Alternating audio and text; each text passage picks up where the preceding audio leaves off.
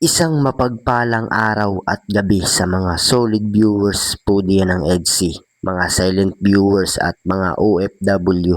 Mega love shoutout po muli sa inyong lahat. At kumusta po kayo mga kalingap?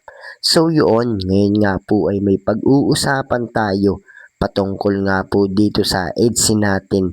So gaano nga ba kahalaga itong si Beyonce kay Papa Eds at sinasabi ng mga viewers na nagpapanggap lang daw na mabait etong si Kalingap Edu pagdating nga po kay Beyonce natin mga kalingap. So grabe nga po yung ating pag-uusapan ngayong gabi. Kaya sabay-sabay nga po nating alamin kung ano nga ba yung dahilan at totoong relasyon ng EDSI natin. At tunay nga ba ang sinasabi ng mga viewers patungkol nga po dito sa EDSI natin mga kalingap. Pero bago po yan, kung bago ka pa lang sa aking munting YouTube channel, palike, share, and subscribe na rin po at pakipindot na rin po ng notification bell para lagi po kayong updated sa aking mga video.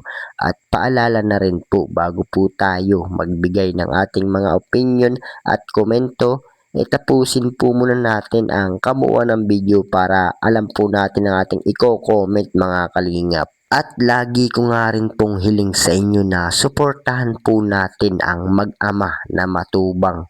At alam naman po natin na napakaganda ng pinapakita nila sa atin, mga pagbibigay saya at tulong sa ating mga kababayan ay suportahan po natin at imaraton mga kalingap. Nang sa ganun marami pa po sila matulungan. Lalong-lalo na nga po dyan yung ating mga kababayan na hirap sa buhay ay kanila pang matulungan at ganon din po ang kanilang may bahay na si Ate Edna Vlogs at Jackie Tapia. Huwag po sana tayong magsasawang sumuporta sa kanila mga kalingap. So yun, grabe nga po yung sinasabi nila patungkol nga po dito sa EDSI natin mga kalingap. So gaano nga ba kahalaga itong si Beyonce kay Kalingap Edo at sinasabi ng mga viewers na nagpapanggap lang daw itong si Papay's natin pagdating nga po kay Beyonce natin mga kalingap.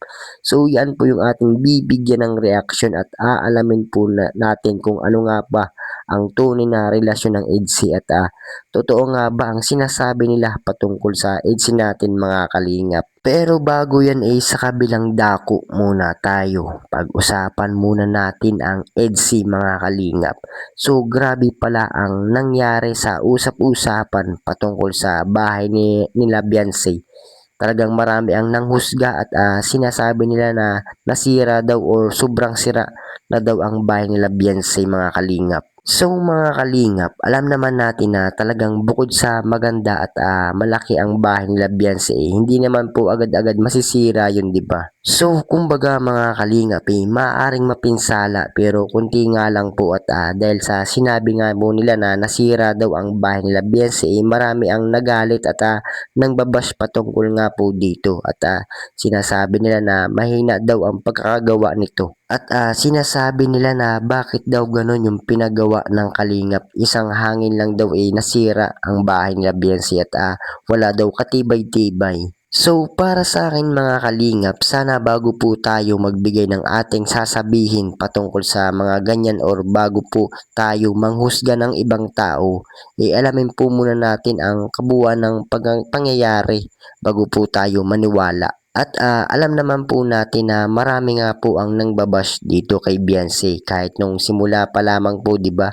Kaya tigilan niyo na po yung panghuhusga at alam naman po natin na wala naman pong ginagawang masama yung taong tinutulungan ng kalingap. So bukod pa nga dyan mga kalingap, ito nga pong si Beyonce gustong gusto nga po ni Kalingap Prab na ilayo or pag-aralin sa Maynila at dahil nga po ng marami ang nagbibideo pagdating nga po kay Beyonce at sabi nga po ni Kalingap Prab nasa paligid nga lang po ni Beyonce ito. So ibig sabihin nga lang po ni Kalingap Prab maiwasan ang mga issue patungkol nga po dito kay Beyonce at ramdam na nga po ni Kalingap Prab na mahihirapan na itong si Beyonce. So lalo na nga po ngayon at dumaan nga po sa atin yung bagyo. So lalo na nga pong nabash itong si Beyonce patungkol nga po sa kanyang bahay mga kalingap. At isa na nga po dito yung nasalanta ng bagyo yung bahay nila Beyonce. At maliit at hindi naman po gaano kalakihan yung sira. At sinasabi nila na sirang-sira daw etong bahay nila Beyonce at pangit daw at walang katibay-tibay yung pinagawa ng Kalingap. So nakikita naman po natin ngayon yung bahay nila Beyonce, talagang hanggang ngayon nga po mga Kalingap nakatayo pa rin. At so yun na nga po mga Kalingap, balik na nga po tayo dito sa ating topic ngayong gabi. So grabe po talaga yung sinasabi nila patungkol sa EDSI natin. So gaano nga ba kahalaga etong si Beyonce kay Kalingap Edu at sinasabi ng iba na nagpapanggap lang daw eto pagkaharap si Beyonce. So totoo kaya ang sinasabi ng iba patungkol dito sa EDSI natin mga Kalingap? So atin nga pong alamin kung totoo nga ba ang relasyon ng EDSI at kung totoo nga rin ba ang sinasabi ng mga viewers patungkol sa EDSI natin mga Kalingap. So mga Kalingap, nagmula ito sa sinabi ni Kalingap Edu at ito nga pong nakaraan sinalanta po tayo ng bagyo. So may sinabi nga po etong si Kalingap Edu na hindi daw niya makontak o matawagan etong si Beyonce at baka daw walang signal. So sa part na ito mga Kalingap, marami ang nagtanong patungkol dito at sinasabi nila na hindi man lang daw pinuntahan ni Papa Eds etong si Beyonce para daw kumustahin o tingnan para masaklolohan. So mga Kalingap, alam naman po natin na ang lahat po ay kailangan na mag-ingat.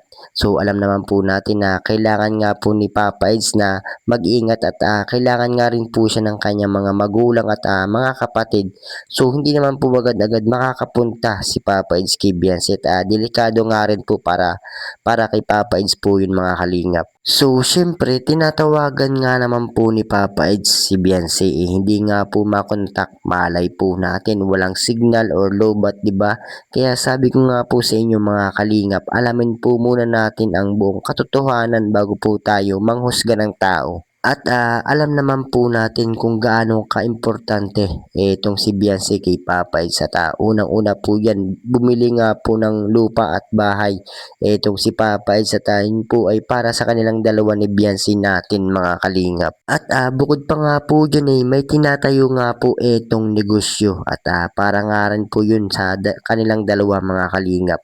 So talagang mahal na mahal nga po ni Papa Eds itong si Beyonce natin mga Kalingap. So kayo po, yung mga solid viewers po diyan ng EDSI, ano po yung masasabi nyo at ano po yung pagkakaalam nyo patungkol nga po dito sa relasyon ng dalawa at mahalaga ba itong si Beyonce kay Papa Eds? So ano po yung masasabi nyo mga Kalingap? So para sa akin mga Kalingap nakikita naman po natin na talagang patay na patay nga po itong si Papa Eds kay Beyonce at medyo may edad na nga rin po itong si Papa Eds gustong gusto na nga po ni Papa Eds na mag-asawa at umamin na nga rin po ito kay Beyonce na talagang gustong gusto nga po niya pakasalan itong si Beyonce natin mga Kalingap.